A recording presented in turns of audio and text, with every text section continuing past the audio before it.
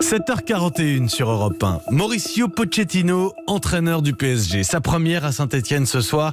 Les fans du Paris Saint-Germain s'en souviennent, il a joué à Paris et l'homme qui l'a fait venir, l'homme qui l'a fait capitaine au Parc des Princes, c'est mon invité ce matin, l'ancien joueur, l'ancien entraîneur, Luis Fernandez.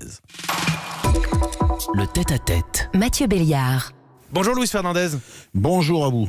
Un nouvel homme fort sur le banc parisien. Je le disais, c'est un joueur que vous avez bien connu. Vous en aviez fait le capitaine du PSG il y a près de 20 ans maintenant. Alors d'abord, c'est tout bête, mais vous l'appeliez comment au PSG? Pochettino ou Pochettino? Mauricio. C'est l'homme de la situation pour le Paris Saint-Germain? On attendra un peu, on va essayer tout simplement, c'est de l'accueillir, d'être content pour moi personnellement de le voir arriver à ce poste d'entraîneur du Paris Saint-Germain.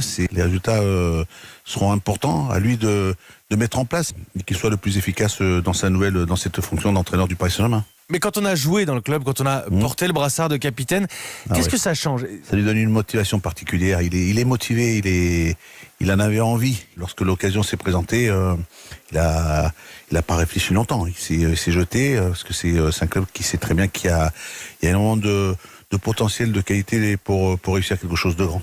Vous l'avez eu au téléphone ces derniers jours, ces dernières semaines peut-être? Avant qu'il arrive, il y a une dizaine de jours, j'ai eu l'occasion d'échanger, de parler avec lui, et on a toujours gardé un contact. On est chez quelqu'un avec lequel j'ai beaucoup apprécié, que j'ai beaucoup aimé. On a gardé de bonnes relations, on va dire, entre lui et moi. Maintenant, ce qu'il me disait du Paris Saint-Germain, c'est qu'il a toujours été attaché à ce club. Il a toujours aimé ce club. Il a toujours apprécié ce passage qu'il a eu dans cette époque, lorsque j'ai eu l'occasion de l'avoir sous mes ordres. Et c'est un club avec lequel il a envie de réussir quelque chose de grand.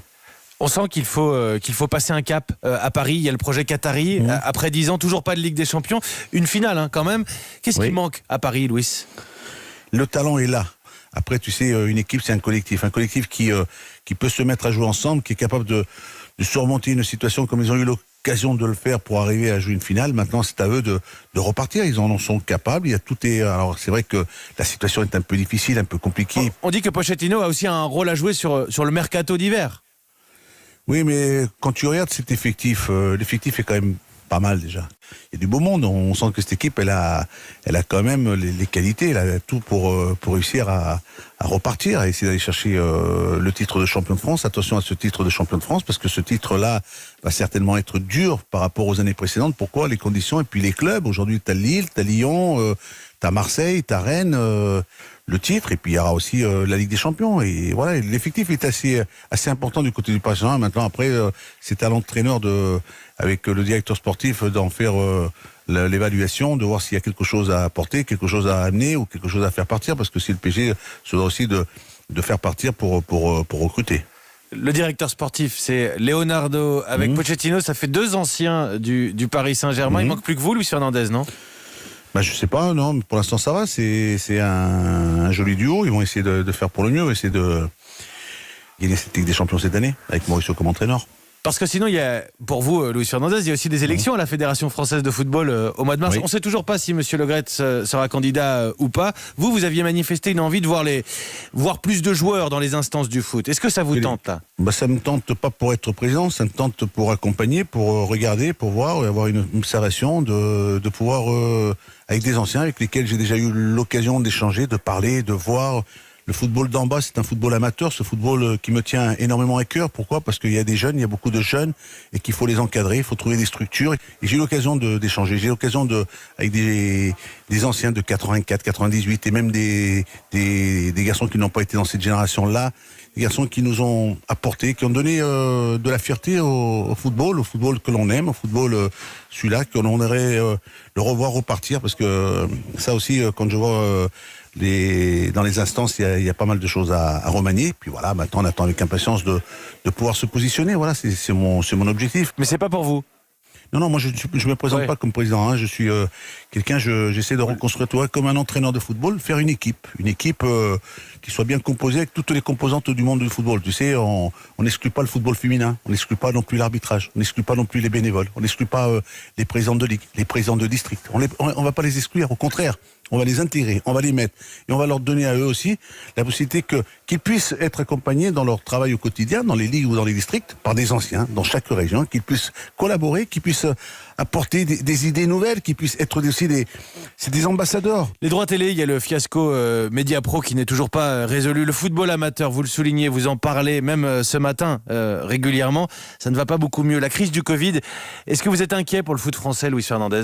On est tous inquiets. On a envie que cela se termine. On a envie que cela reprenne. On a envie qu'on voit du monde dans les stades. On a envie que le football retrouve ses marques. Mais il faut aussi respecter toutes ces personnes qui nous ont quittés. Il y en a certainement beaucoup qui étaient des supporters du football. Et c'est pour ça qu'on va être patient, on va être tranquille. Mais il faut commencer à préparer aussi, parce qu'il y aura un après Covid, un après par rapport à ce virus. On va essayer d'être présent et le football en aura besoin. Ce média qui se retire, il fallait prendre les dispositions au départ, il fallait regarder. On n'a pas suffisamment assez regardé les dossiers. Moi, ce qui m'intéresse beaucoup, dans le futur, c'est de regarder un peu la réglementation des salaires pour les jeunes. Vous savez, dans le football professionnel, ça aussi, ça a quelque chose pour essayer de calmer un peu, de baisser un peu et de pas trop s'enflammer et de faire des choses bien et le plus professionnellement possible. C'est important ce que vous dites ce matin, Luis Fernandez. Il faut que le football français, le football en général peut-être, revoie un peu son rapport à l'argent. Son mode de fonctionnement, qu'il soit mieux structuré, qu'il soit mieux accompagné. Moi, je ne suis pas un professionnel de l'administratif ou des budgets ou des finances. Je suis un professionnel du terrain, parce que le professionnel du terrain qui vous parle, c'est celui qui a eu l'occasion de travailler pendant 12 mois avec des jeunes, avec des papas, avec des mamans, avec des gosses, dans un centre de formation, d'essayer de les conseiller, d'essayer de les aider, d'essayer de les mettre dans les meilleures dispositions. Et moi, j'aimerais que d'autres m'accompagnent, que d'autres soient avec moi, que d'autres puissent aussi participer, parce que c'est le football amateur qui nous a donné cette possibilité d'être là aujourd'hui sur Europe 1 le matin à parler avec vous, en ayant eu un palmarès, en ayant eu l'opportunité de devenir joueur professionnel. C'est le football amateur et il y en a beaucoup et c'est pour ça qu'il faut réagir. Il faut trouver des solutions et c'est à cela que je m'y emploie depuis quelque temps. Un autre entraîneur qui fait ses débuts, entre guillemets, en Ligue 1 ce soir, c'est Raymond Domenech. Ça vous fait quoi de le revoir aux commandes d'une équipe ? Pour certains, je crois que Raymond Domenech est encore président de l'UNECATF, président des entraîneurs. Il siège aussi à la Ligue de football professionnel. Le siège est à la Fédération française de football, que je sache.